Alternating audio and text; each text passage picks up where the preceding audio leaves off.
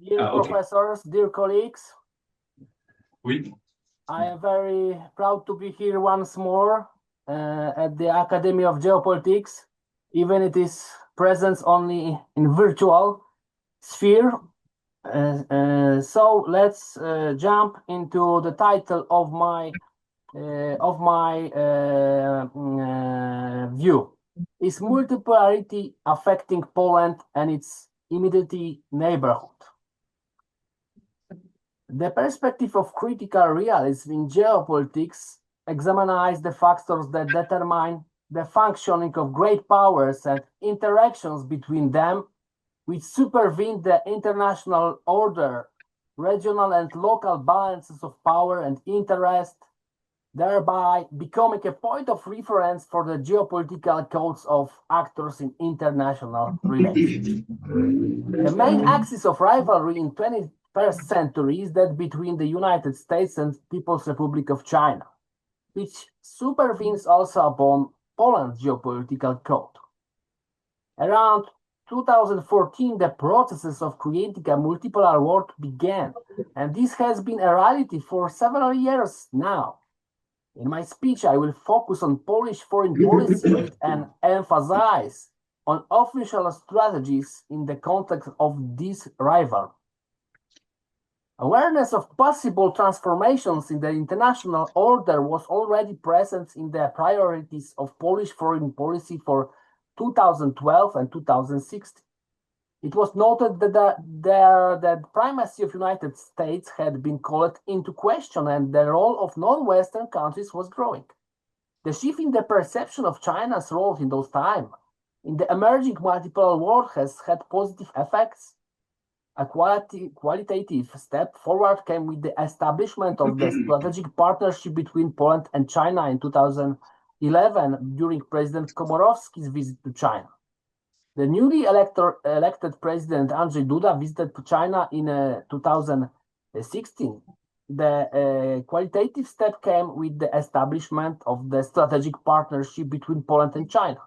Beijing began to view Poland as a leader of Central and Eastern Europe, as evidenced by the first summit of the 16+1 group held in Warsaw in 2012.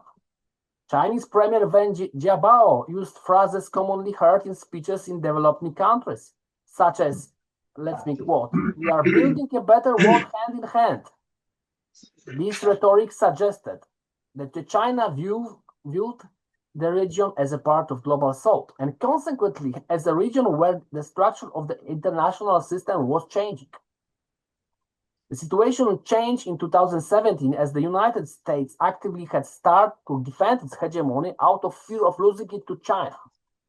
A situation that could lead to full-scale war due to the so-called the Tukey trap. Donald Trump's visit to Warsaw in July became a symbol. Poland decided to strengthen its alliance with the American superpower, effectively implementing a bandwagoning strategy, which manifested itself not only in the continuation of anti-Russian policy, but also in the weakening of ties with the European Union. The US promoted 3Cs initiative against the Chinese format 16+1, which, by the way, is finished now, as the 3Cs initiative both are finished. The confirmation of this shift in Poland's geopolitical orientation came with the exposure on Polish foreign policy in 2018, in which the United States was identified as Poland's main ally, while China's role was limited to that of the main partner on the Asian continent, so started to be less important than it was a few years earlier. In the Polish foreign policy strategy 2017-2021, the North Atlantic Alliance was still identified as the foundation of Polish and European security.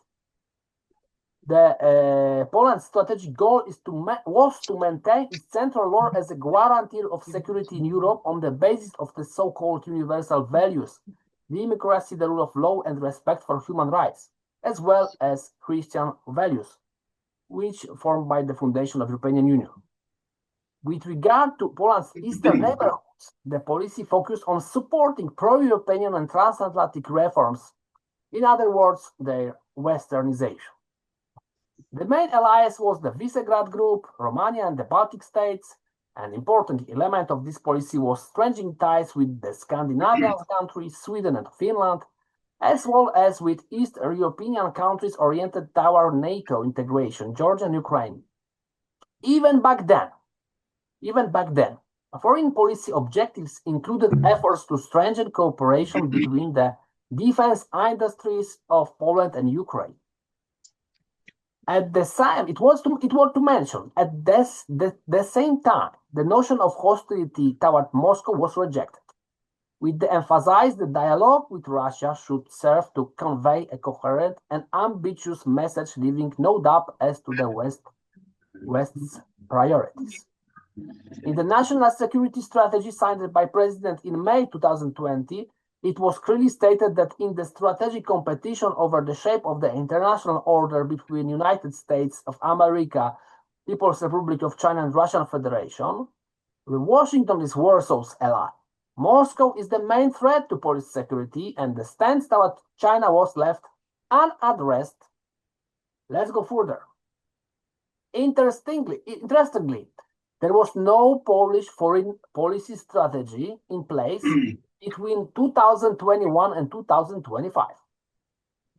We can cautiously formulate the hypothesis that at that time, Poland's strategic narrative was based on the words of Foreign Ministry spokesperson Paweł Jasina, who stated that Poland is Ukraine's servant, and therefore all energy had been directed towards struggle against Russia while serving as NATO's eastern flank.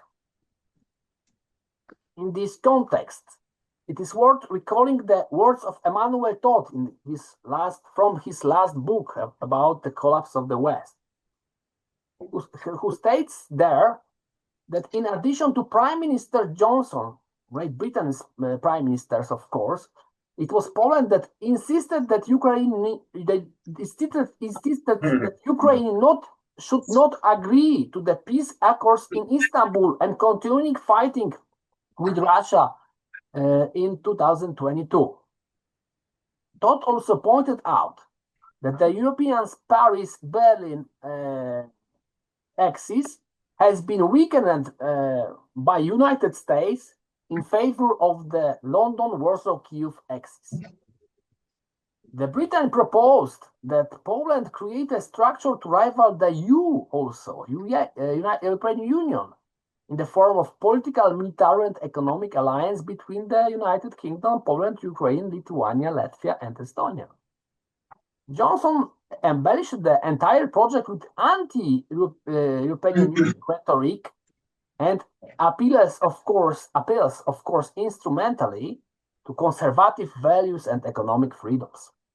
The goal of this initiative was obvious: to sow discord among European capitals and, if necessary, to push Poland into the war on Kyiv's side with British guarantees.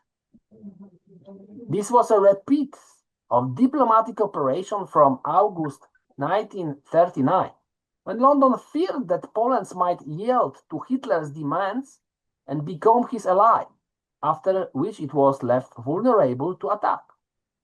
This time, the aim was to encourage Warsaw to potentially enter the war against Russia.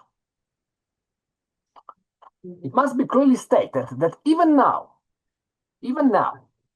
when the global balance of power signals the distinct twilight of the old era, which mean for you the end of dominance of Western powers, 500 years cycles of different hegemonical powers from the West,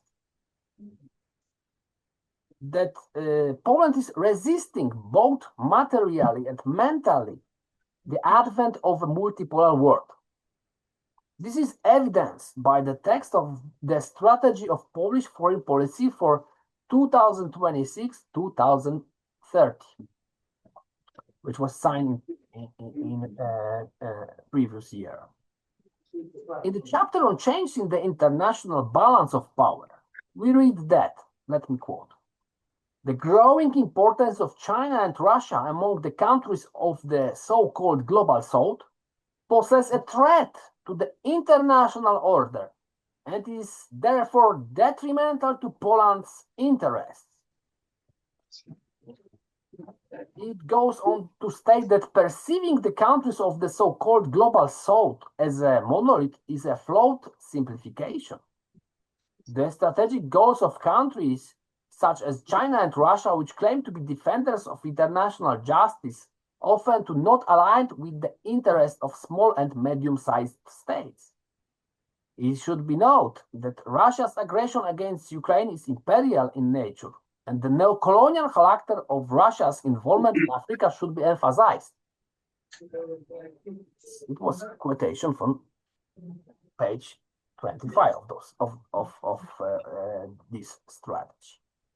Moreover, in text we could read state that Moscow and Beijing frequently employ a post-colonial narrative, blaming Western countries for the underdevelopment of global South nation, and seek to undermine the social legitimacy of democratic mechanisms. However, unlike Russia, China remains an important trading partner for Poland, as well as a power capable of using its influence, including its ability to influence Moscow, to stabilize the international situation. How the Chinese authorities choose to use their capabilities will have significant impact on how they are perceived, particularly in Europe, as well as on relations with Poland. We want to see China as a constructive partner that recognizes the irrationality of the aggressive actions taken by the Kremlin in our neighborhood, in our relations with China, a country of global significance and aspirations, will be guided by the principle of cooperation wherever possible, competition where necessary, and confrontation when absolutely unavoidable. So, Polish strategy is obvious against the Russia, but potentially also against the building of alternative center of globalization, which was and is still formulated by Beijing geostrategy. The strategy notes that emerging powers such as India, Brazil, South Africa, and Indonesia view a multipolar world as a balance of power in which their interest would be a better respected. They could become partners in dialogue, as Poland's advantage lies in its lack of colonial past and its alleged success in capitalist transformation. As it clearly seems, the Polish perception overlooks the well-known fact that all these countries are part of BRICS Plus, whose unifying force is resistance to Western neocolonialism, and countries which perceive Warsaw as a part of it. So it is it is this misperception of international actors and Polish Polish strategist doesn't speak about BRICS, and in magical way they believe that when we don't speak the name of organization, it wouldn't exist for us. So it is magical misperception. By the way, the process characteristic, especially in the states where neoliberal counter-revolution won. Thus, Russia has become the main enemy of Poland, having violated international law by attacking Ukraine. In the area of security and defense, the United States and NATO should remain the leaders of transatlantic cooperation. However, increasing the involvement of European countries and strengthening the so-called European security pillar must not lead to the weakening of NATO and should take place in strategic harmony with the alliance. It was explicitly stated that any potential deployment of NATO forces in Ukraine, however, must be not come at the expense of the credibility of the guarantees for Poland. For me, it looks like the legitimization of possible escalation of war between Russia and the West at the territory of Ukraine. Poland will strive to maintain the US presence by creating attractive living and training conditions for US forces on its territory. Let me say about the visit and lecture in November 2025 at my Académie for former President Bronisław Komorowski. During his speech, he has stated that independent Ukraine is a guarantor of Poland's security, as it keeps Russian troops away from the borders. At the same time, due to President Trump's future of the United States in NATO is uncertain, showed us former president. Moreover, US bases in allied countries do not guarantee the prevention of an attack, as is exemplified by Georgia in 2008 and more recently Arab states hit by Iran and the bases of America over there. In this context, we have learned from words of President, the Polish taxpayers pay over $1,000 for each US soldier stationed on Polish soil. In response to announced withdrawal of US forces in 2026, the current government is calling for funding to ensure the permanent presence of US troops, which I view as an attempt to diffuse concerns in the public sphere about the actual announced withdrawal of these troops from Poland, not only from Poland by President Trump. That is why the strategy announces the transformation of the European Union into a geopolitical union over the next 5 years, which would be supported by Poland. This is intended to be a structure complementary to the North Atlantic Treaty Organization, a kind of insurance policy against threats from the East. It is written. In fact, the Polish strategy consistently aligns with the vision of federalization that European Commission's President Ursula von der Leyen announced immediately after her election in 2019. At that time, she indicated that in order to build a better world order, the European Commission must become a geopolitical commission. This geostrategic shift is reflected in the agreements concluded by Poland with major European powers in May and June of this year. The treaty between the Republic of Poland and the United Kingdom of Great Britain and Northern Ireland on cooperation in the field of defense and security, the treaty on enhanced cooperation and friendship signed between Poland and France, and the agreement on military cooperation between Poland and Germany. All of these are linked by defense cooperation, hostility toward Russia, and support for Ukraine. Above all, they involve a nervous reaffirmation of Article 5 of the NATO Treaty. The strongest ties, however, have been reaffirmed by London and Warsaw. Amid concerns about new US geopolitical code, Poland is also strengthening its relations with Sweden and Turkey. In conclusion, Poland's geopolitical code unequivocally opposes a multipolar world. Fearing the unpredictability of the new United States geostrategy, it pins all its hopes for saving the old era on a new European alliance. However, it appears that the disappointment marking the end of Poland's role as Ukraine's servant, evidenced by the Polish president's decision to revoke an award from the Ukrainian president for glorifying the UPA, boundarist ideology. By the way, a move that has boosted the Polish president's approval rating to as high as 52%.